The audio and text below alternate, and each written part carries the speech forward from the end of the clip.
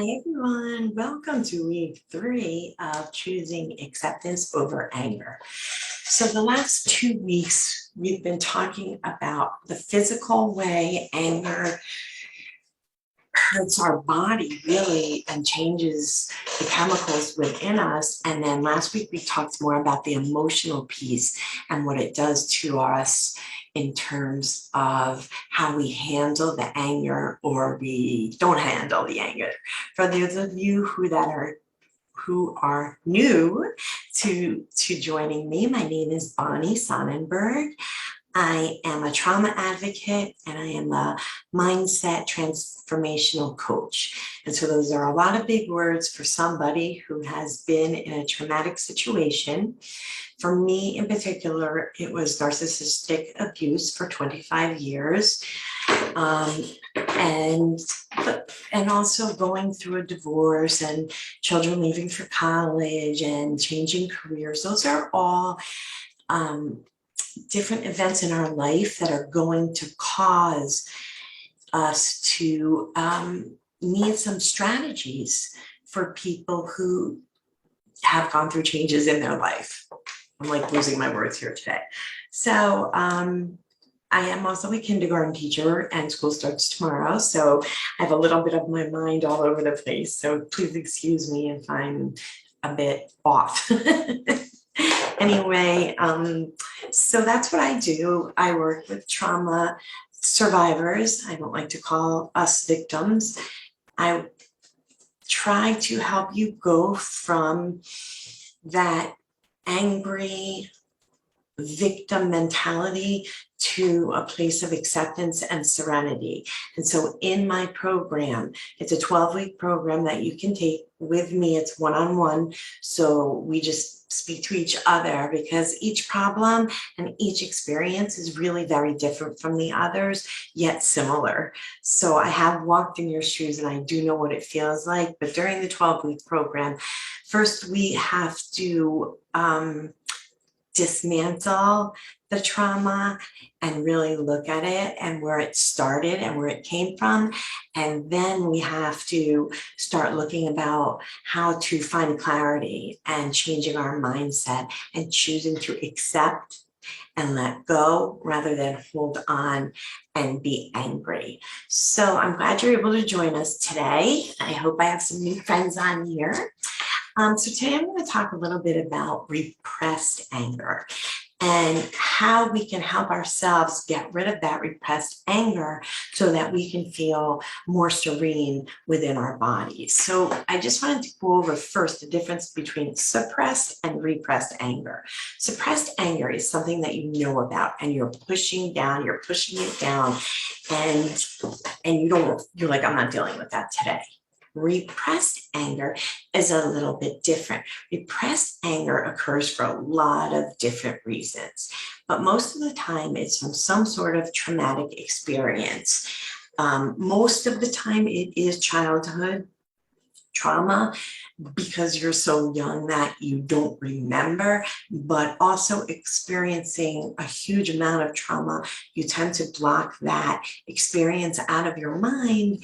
And so you repress it, meaning you do not remember what happened, but you feel that anger, but you don't know why inside of you. So in some cases, with trauma victims, I speak mostly about narcissistic abuse. So in some cases you felt like, and you weren't allowed to talk your mind or speak about anything that was not agreeable to the person who was your abuser. So a lot of times we learned that it was better to just keep our mouths zipped than to express how we were really feeling. And so that's one way we repress that anger because we felt like it wasn't safe for us to talk about our feelings. And if your trauma happened as a child, same thing. You grew up thinking that it's better to keep your lips zipped than to express how you were feeling because you knew it was only going to get worse from there. So it's important to remember that there isn't one single cause for this phenomenon. There's lots of different reasons, and some are genetic actually, and some are environmental. The factors can be from both, but most of the common causes and triggers for repressed anger include being rejected by expressing your anger. So if you're angry, somebody's yelling at you, if you're being abused and you try to speak up, it gets worse. You learn to push it down and repress it.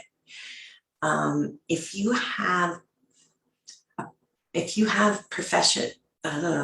perfectionism or neurotic tendencies, you tend to become angry at yourself if you're not perfect.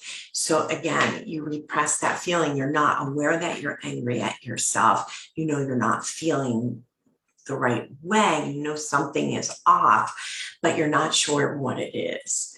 When you're struggling with mental health, depression, borderline personality disorder, anxiety, and especially PTSD, which a lot of us suffer from, again, you're going to realize that you're not feeling right, but you're not sure why.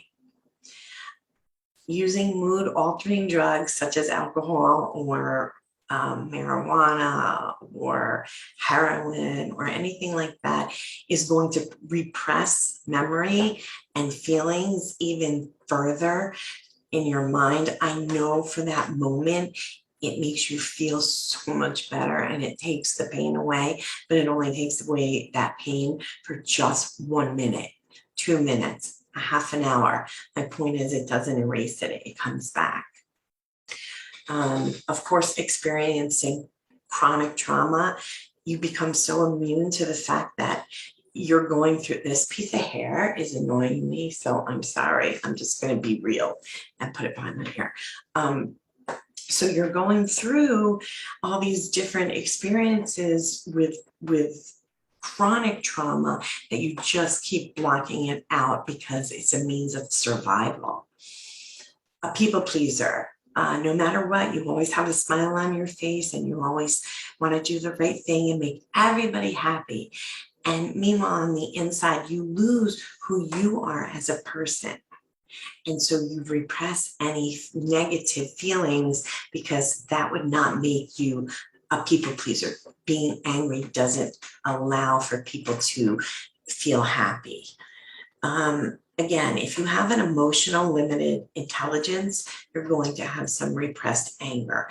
And so I don't mean intellectual intelligence. I mean, if you don't know how to feel a feeling, if you don't allow yourself to feel a feeling, you are repressing your anger. And sometimes when we struggle with impulse control and emotional regulation of ourselves, self-regulation, we repress or we forget different things that have happened to us in order to basically survive. So those are some reasons why you might have repressed anger.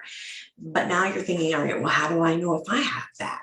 Let me give you some other signs of repressed anger. I'm sorry about my hair. It's annoying me. Number one, you're never feeling angry, but you often feel sad and depressed. Listen carefully, because if you feel any of these things, then this is a great session for you to realize that you might be repressing your anger and you need to bring it up. And we need to deal with it in order to move forward in recovery. The overuse of sarcasm or the overuse of cynicism, so everything's doomsday. Becoming uncomfortable with conflict or with confrontation. So I definitely fall into that category. I avoid confrontation at all costs. I don't want to feel those feelings because for me, and I'm sure for you, it's a trigger. And so we don't want to feel that. We become defensive when we're accused of being angry. If somebody says, Bonnie, are you angry? My first response is going to be angry. No. Because we're people pleasers, we're trauma survivors. We don't want anybody to be angry at us. And we don't allow ourselves to feel anger towards other people. Feeling the need to control things in your life. If you're in control, how can you be angry? You're busy controlling what's going on around you. Having difficulty setting boundaries is another example. Those of us who have been through traumatic situations have trouble setting boundaries and putting them into place and actually keeping them there. So it's really important that you notice that about yourself. You might want to take some time after I give you these signs of repressed anger and just look at your behavior. Just observe how you behave in certain situations to see if, oh boy, this might be me and what should I do about it, which I'm going to get to in a minute. Shutting down, avoiding people, isolating yourself. I'm a great isolator. I could probably be in my house 24/7 and I get really good at that. And when I do that, I know that I'm reverting back in my recovery, because for me, in my opinion, recovery is a lifelong process. We have been traumatized. Our lives have been changed forever. And so the path of our life, the course of our life has been changed. And as a result of that, we are forever in recovery. And so sometimes I revert back to isolation, but it's a trigger to me to remind myself that something is going on, something is not right. Becoming explosive. So when I finally do get angry, it's huge. It's a blow up type of anger. And it's out of the ordinary because people know me as quiet and I kind of keep to myself. I'm social, but I have a lot of times where I just want to be by myself. So when you see that almost rage come out inside of me, you're like, who is that? But that is a symptom that I have repressed anger. And all of us do as survivors of different types of trauma. Complaining when things don't go our way. I don't really do that. I usually shut down when things don't go my way unless I'm really, really angry. I have a lot of self-critical thoughts. Obviously, I'm playing with my hair, trying to move that curl out of the way. So yes, I definitely am constantly criticizing myself. High levels of chronic anxiety. That is my number one issue, is that I have anxiety as a result of the trauma that I've been through. And now on top of that, my anxiety has gotten worse through the whole COVID issue. So I do deal with a lot of anxiety. And in my course, I teach you how I deal with anxiety and how I can help you deal with anxiety so that you can move forward in your life. Because honestly, anxiety can be crippling. And I totally am with you on that. I get it. Holding grudges or ruminating on things that upset you. I know ruminating means you're thinking the same thought over and over and over again. I know I do that. So I have plenty of these signs because I'm a trauma survivor as well. And I think that's what sets me apart from other people, is I have walked in your shoes. And I always say we have the same story with different characters. So no matter what your traumatic story is, I can relate to it because I have my own traumatic story. Different characters. Always feeling guilty and ashamed and bad when you feel angry. So if you hear yourself saying the words, I don't want mom to be mad at me. I don't want Dave to be mad at me. That's a sign that you have something inside of you that you don't even know about. So you certainly can't deal with it if you don't know about it. Some of the effects physically of repressed anger are the same as regular anger that we hold inside of us. So high blood pressure, chronic stress, heart problems, insomnia, low self-esteem, anxiety, like we just talked about, a higher risk for addiction. We want the pain. We don't know when we have repressed anger. We don't know where the pain's coming from, but we know we want that pain to go away. And so drinking, shopping, gambling, sex, those are all ways that we self-soothe sometimes instead of getting to the root of what's really going on within inside of us. Less open communication, so we tend to be very quiet type of people, and we have a numbness inside of us, which for me personally was a survival method. If I numb myself, and I used to say it like taking myself out of my body and not dealing with what's in front of me, then I could get through it. And when you're being traumatized I was married to my narcissistic abuser for 25 years, but we were together since we were 15. So that altogether was 33 years. And once I was divorced, I met another narcissist, because that's what happens when you don't go through recovery. You're just looking for someone to love you. And so you take the next person in line, who's usually a narcissist, ready to prey off of what you've been through. So I really encourage you to get help.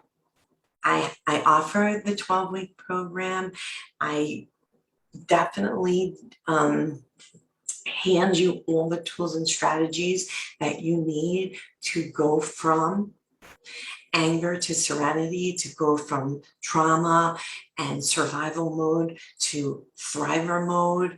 And we work together and we find a way and a plan where you set up your road to recovery. And at the end of those 12 weeks, you will be amazed at what a different person you are.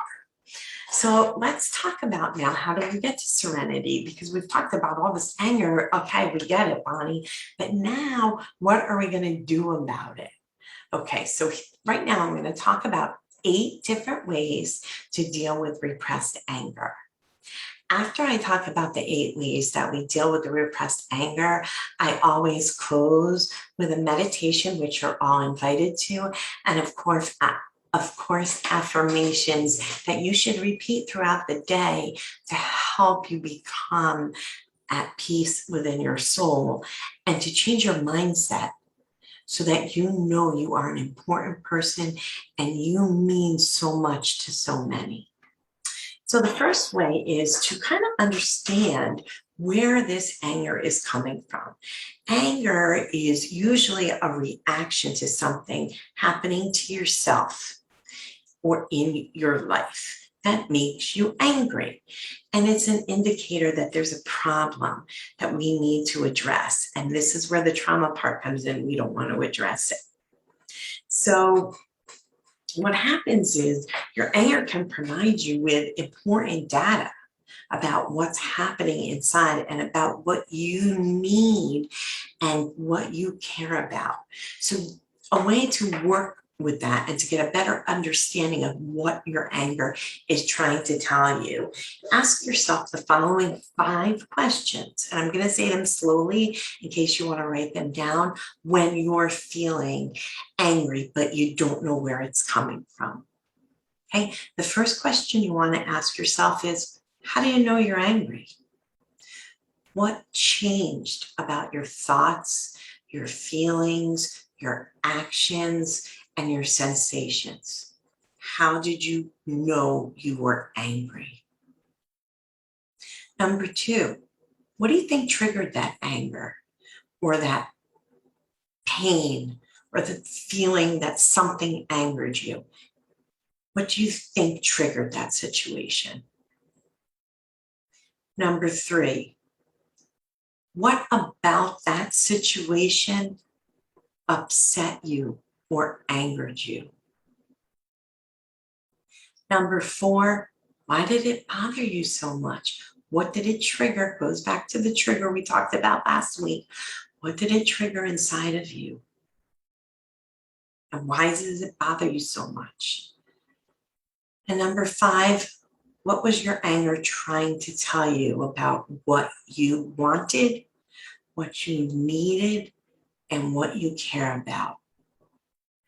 So I'm going to use my own life. I always use my own life because I am a real person. And I can give plenty of examples. So I can feel myself get angry at stupid stuff. Like, why are there dishes in the sink? Literally, the dishwasher is right here next to the sink. So why do people need to leave dishes in the sink? And right away, it annoys me. I get annoyed. But if I ask myself these 5 questions, how did I know I was angry? Well, I felt it. I usually feel my anger in my jaw. It tenses up in my head, in my fist. I feel in those spots physical changes. Well, what triggered me to become angry in that situation? Well, I saw those dishes laying in the sink and nobody put them in the dishwasher. So what about that made me so upset? Like, really, honestly, what's the big deal? I can put them in the dishwasher for my family. What's the big deal? So think about it. What is the big deal? I remember when I was married to my ex, the dishes always needed to be in the dishwasher. The sink had, and it was white. So it was constantly being bleached because the sink had to be clean. And it also brought back, if I keep digging deeper, which is what I implore you to do, it brings back the time where we were having breakfast and he threw all the dishes at me and said, okay, now breakfast is over. So I'm trying to give you an example of I'm looking at dishes in the sink and I'm feeling rage. Why am I feeling rage? Well, because it triggers a memory of there were no dishes allowed in the sink in the first marriage. And then I peel back that layer and I say, okay, I remember him throwing and breaking dishes in front of my children and throwing them at myself because I wasn't doing the thing that he wanted me to do. So if you stop and you think, that those repressed emotions are going to start coming up. And what are they trying to tell me? I think they're trying to tell me that I still have repressed memories that I need to deal with and move forward. So you get some answers with those 5 questions in any situation of anger. I'm going to say them one more time in case you missed them. Number 1, how'd you know you were angry? What changed about your thoughts, your feelings, your actions, the sensations in your body? What do you think triggered your anger in that situation? What about that situation upset or angered you so much? Why did that bother you? What was really behind it? And what was your anger trying to tell you about? What you needed, what you wanted, and what you truly cared about. So when you get angry at little things, take a step back. Hopefully you wrote those 5 questions down and say, okay, what am I really angry about here? So number 2, the other way to deal with repressed anger is to track the anger inside of your body. So become more aware of the anger. It helps us identify some of the early anger cues you might have missed before you took this class.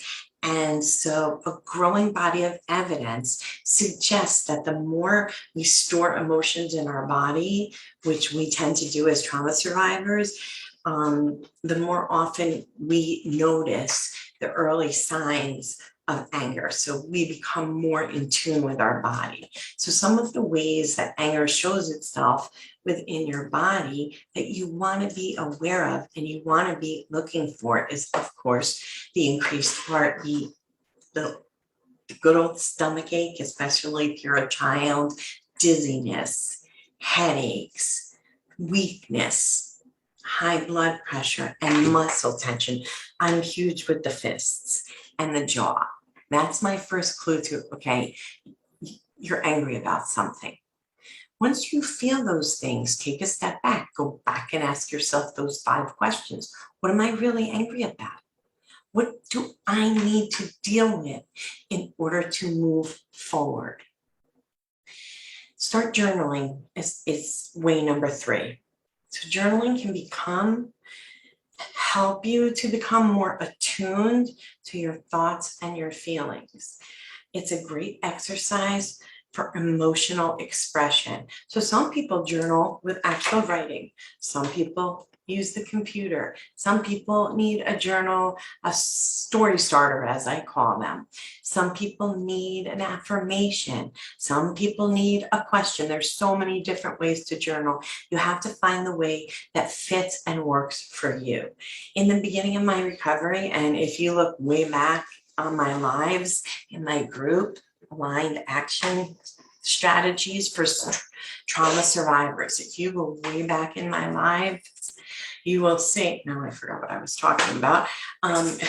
You will see that I was not a journaler, but the more I did force myself to journal, the healthier I became, because, excuse the term, but it almost just vomits out of you. And so it's a really good way to get those repressed feelings out. And you can also use art to do that in terms of journaling, or I use my Pinterest boards all the time.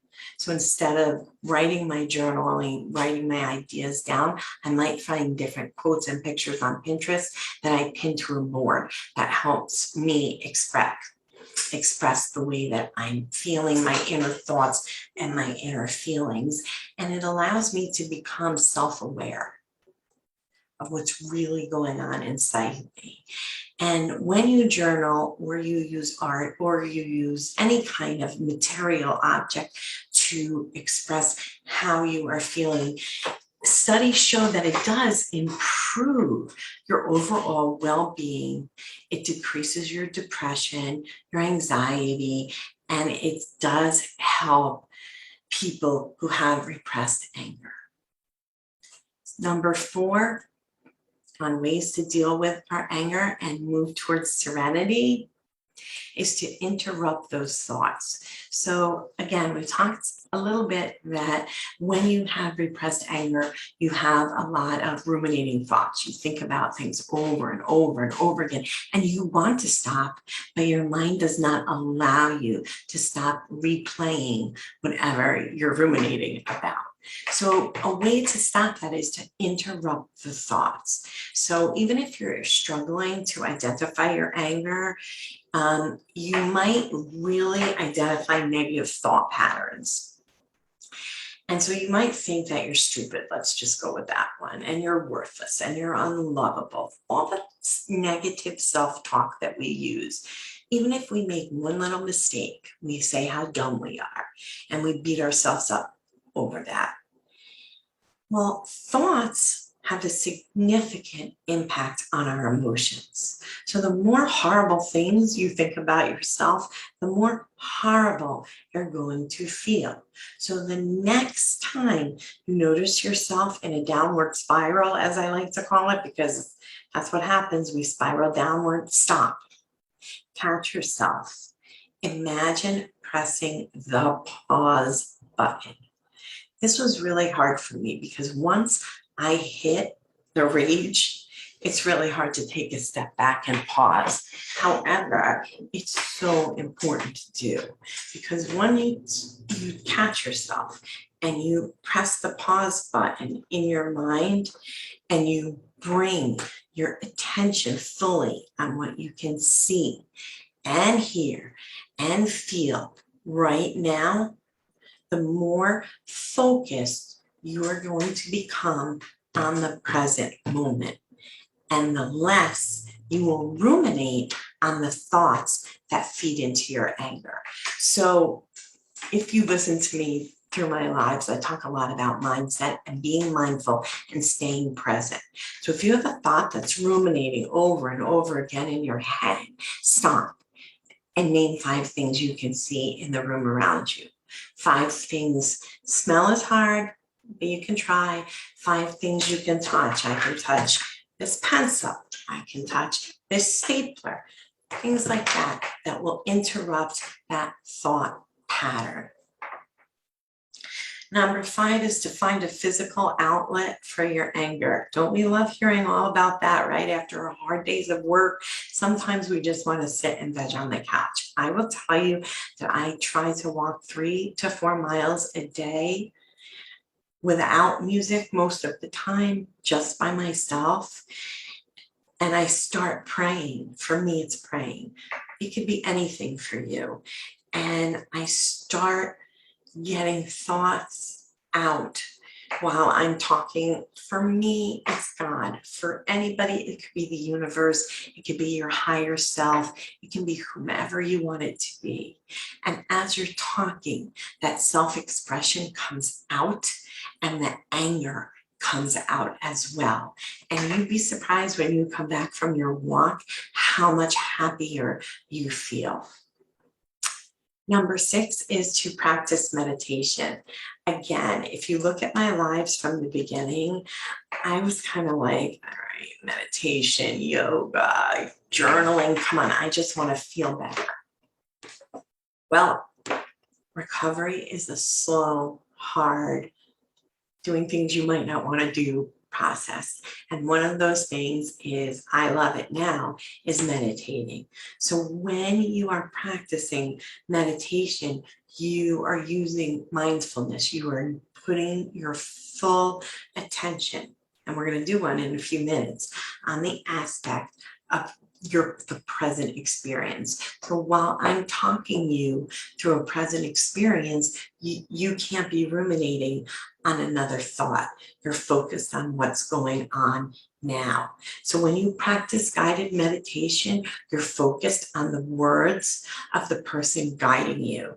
And when you get better at that and you can start practicing silent meditation on your own and just be at one and just kind of calm yourself down, you will see a huge difference in being able to calm your body quickly. You don't need to be perfect at meditation. Thoughts are going to come. It's okay. Just let the thought come, acknowledge it, and let it go. You have to just keep practicing mindfulness. Sometimes your thoughts are still going to be racing, but once you become more mindful, you're going to have higher cognitive performance. You're going to, that's big words for you're going to be able to think better. You're going to have room in your body to have empathy for other people.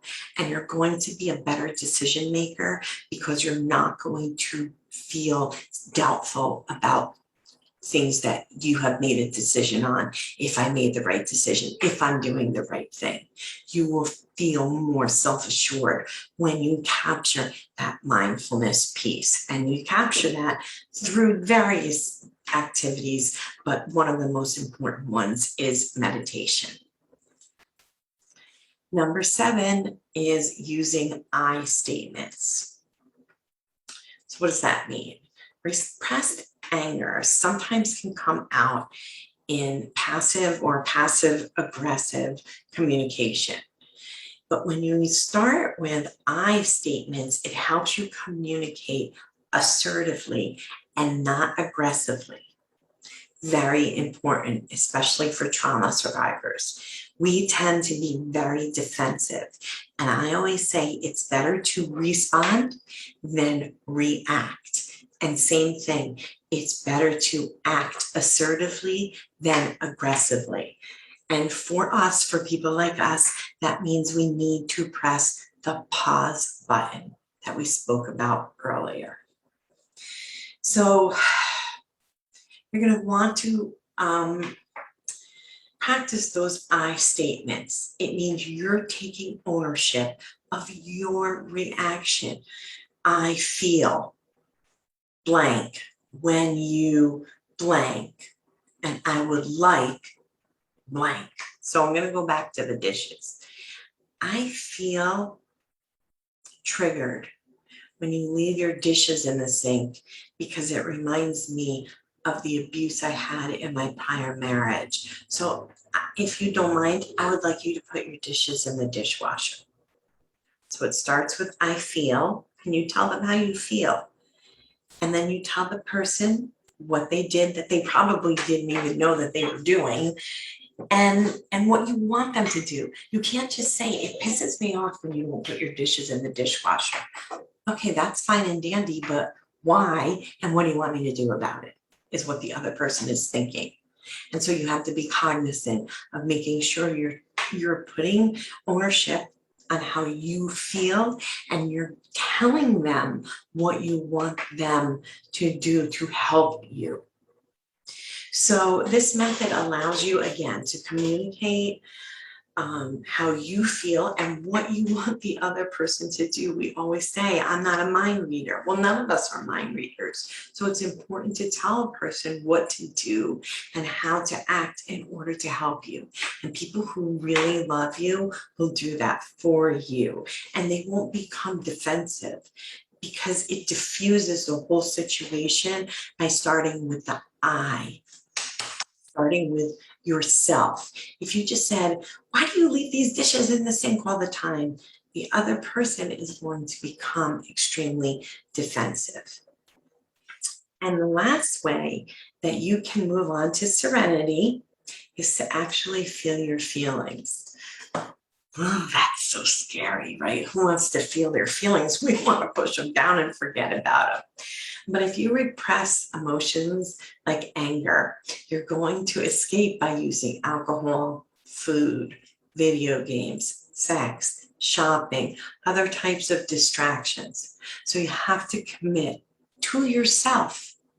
You have to commit to yourself that that you're having these feelings and they're really uncomfortable, and you would do anything at this very moment to make the feeling go away. But instead, you're going to feel the feelings, even though it's uncomfortable. You have to be willing to feel them, and they can provide benefits. Okay, first, if you can't give up the drinking, the eating, the smoking, whatever your vice is, that's a sign of telling you that you have a compulsion or an addiction, and that you need to deal with that. And second, you develop more confidence within yourself when you feel your feelings, because you're like, okay, I felt that and I went through it and I did it. And you know what? There is no need to repress how I'm feeling. And I'm going to give you a perfect example for that. Last weekend, or the weekend before, I'm sorry, I was waiting for some information. And it was making me so stressed out and anxiety ridden. We were away at our little lake house and we were going to make s'mores, and there was a 6-pack of Hershey bar. And for me, I'm an emotional eater. And my bet with myself was, no matter how anxiety ridden you're going to get waiting for this certain piece of information, you're not going to eat those chocolate bars. You're going to feel the anxiety. And it was so freaking uncomfortable. I was crawling out of my skin because I was waiting. I wasn't in control. I was waiting for some information from somebody else. And I didn't want to turn to food to comfort myself. I wanted to feel the anxiety so that afterwards I could applaud myself for knowing I did it. It was uncomfortable, and it was uncomfortable. And I was literally crawling out of my skin, but I got through it. I did it. And that was the best feeling I could feel. So I'm going to go quickly again, just through the 8 ways you find serenity, and then we will do our meditation. So the first one are those 5 questions, understanding where your anger is coming from. The second way is to track the anger within your body. Notice if you're feeling chest tightness, muscle soreness, fatigue, increased heart rate, you have the stomach ache, headaches, you feel weak, or you feel dizzy. Okay, any of those, track the way your body is feeling. Number 3, journaling. And again, use any multimedia approach that works best for you, that you can express your feelings. Number 4 is interrupting your angry thoughts, interrupting your self-defeating thoughts by staying positive and staying in the moment. Number 5 is finding a physical outlet for your anger. Again, I talked about that I walk.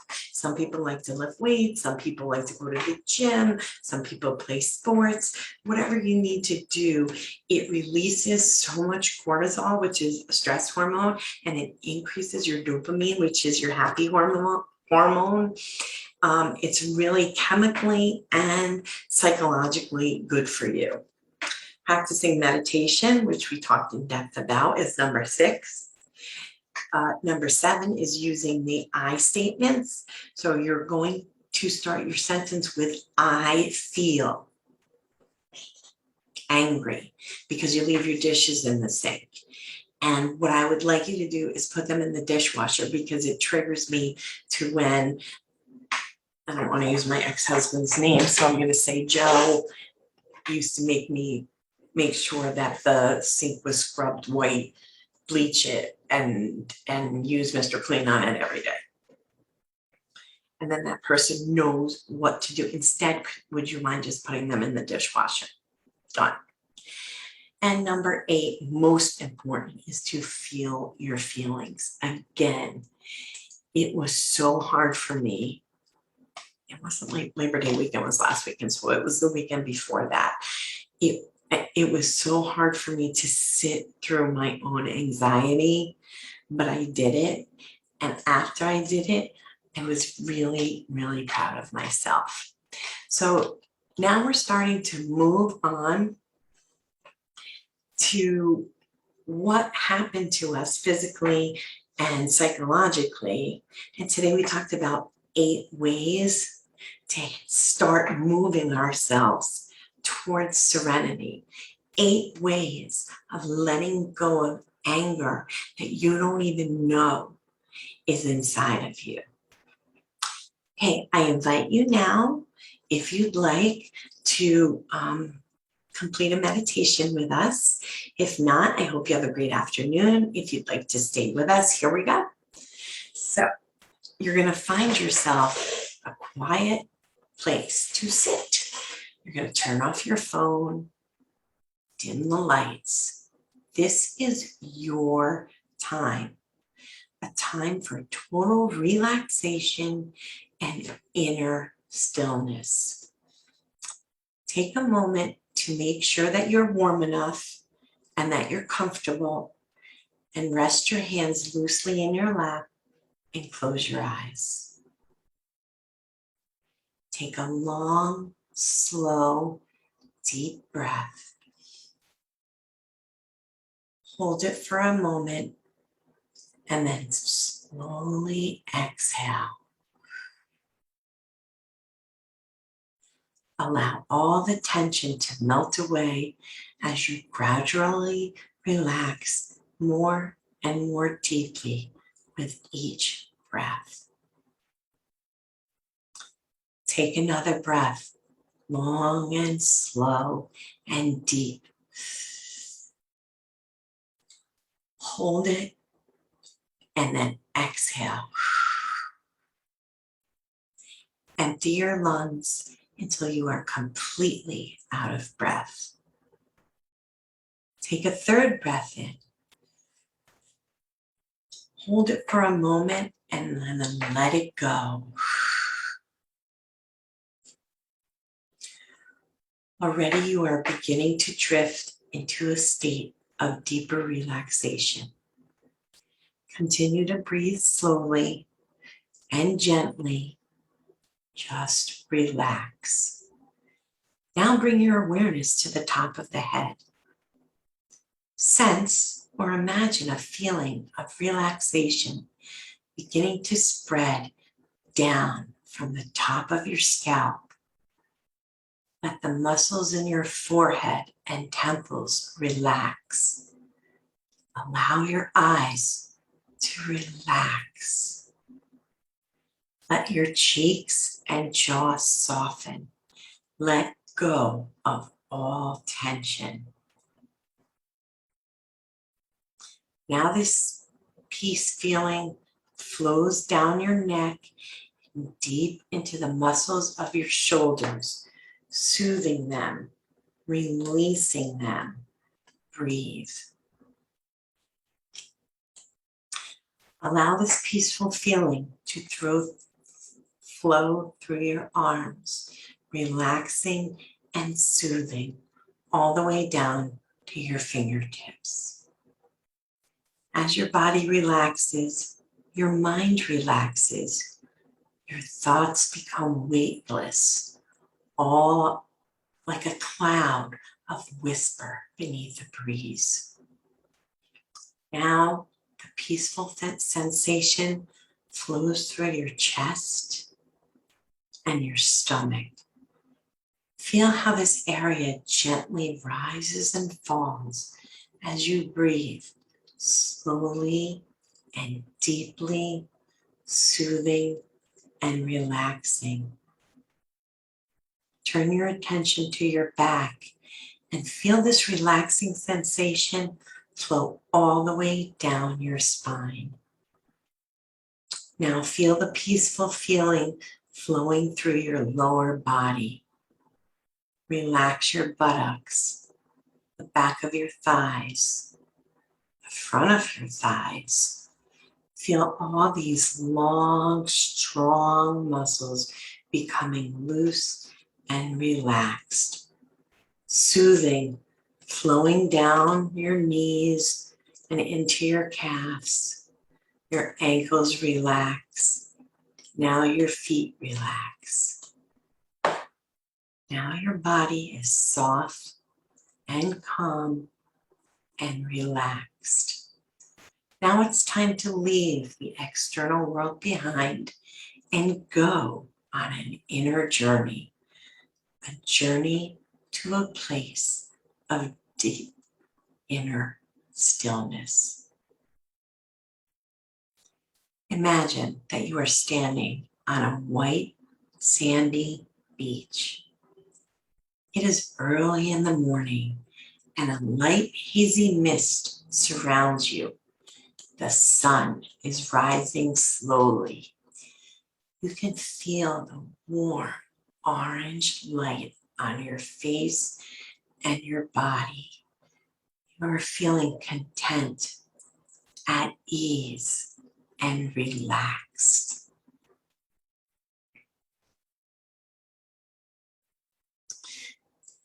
A light breeze caresses your face. The beach is deserted. You have it all to yourself, and you have all the time in the world. Listen to the relaxing sound of the ocean. Its waves are breaking gently on the shore.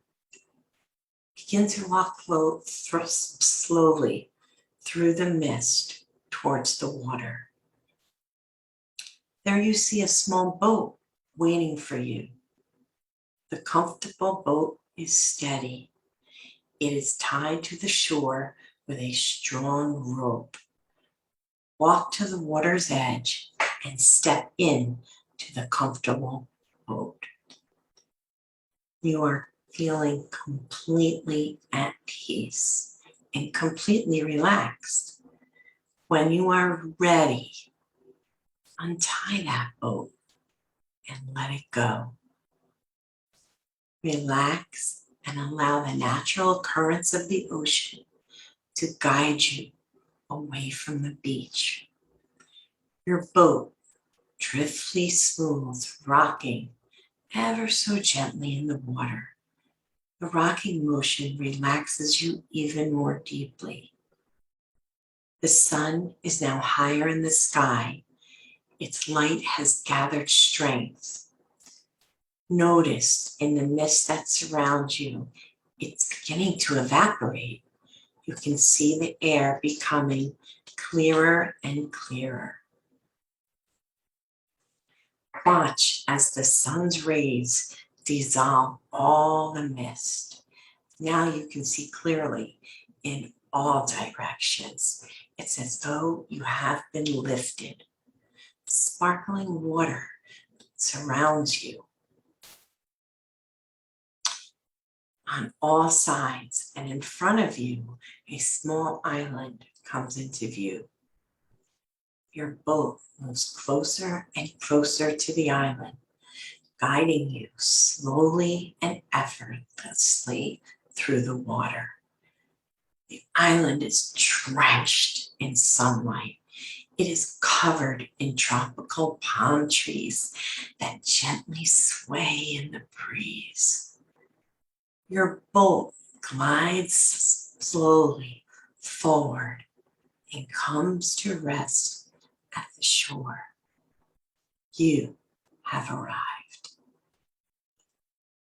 Step out of the boat and take a moment to appreciate this place of sublime beauty.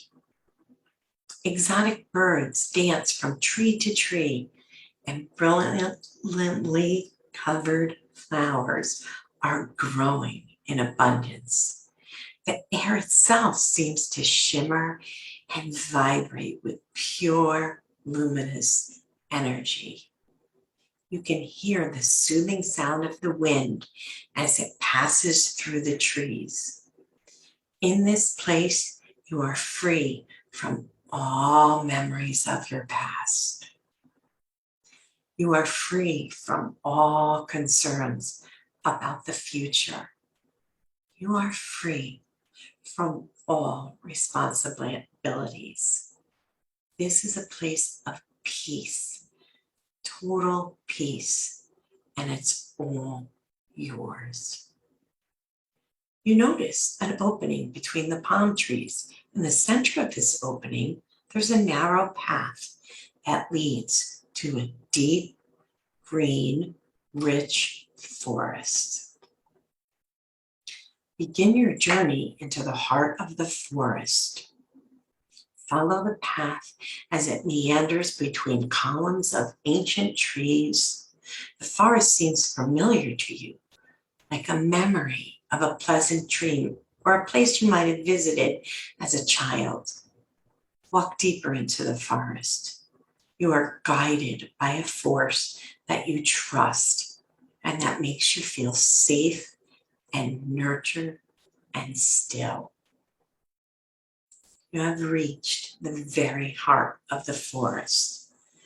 Before you is a shimmering pond of crystal clear water, a pond of perfect stillness.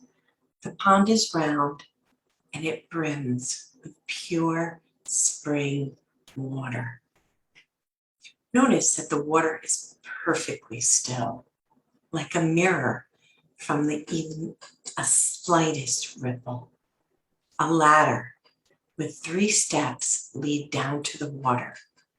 You decide to bathe in this magical pond.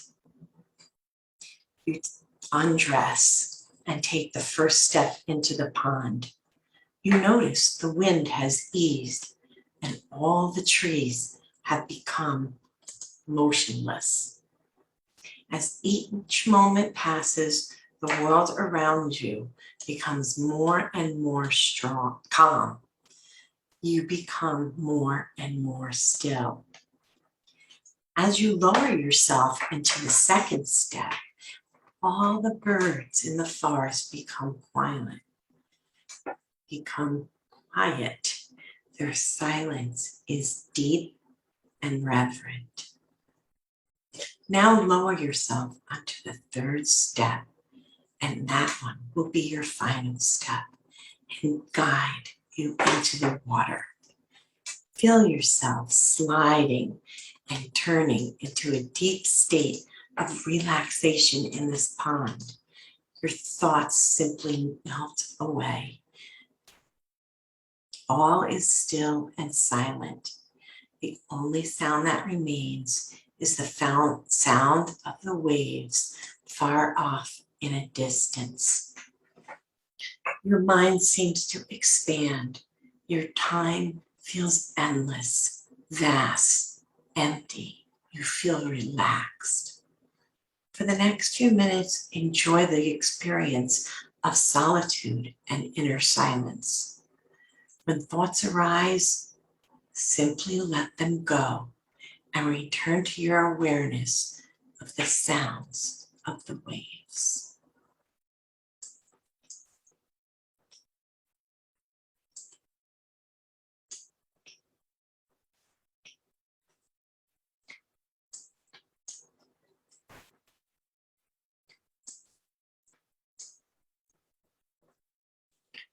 You are now deeply relaxed and refreshed.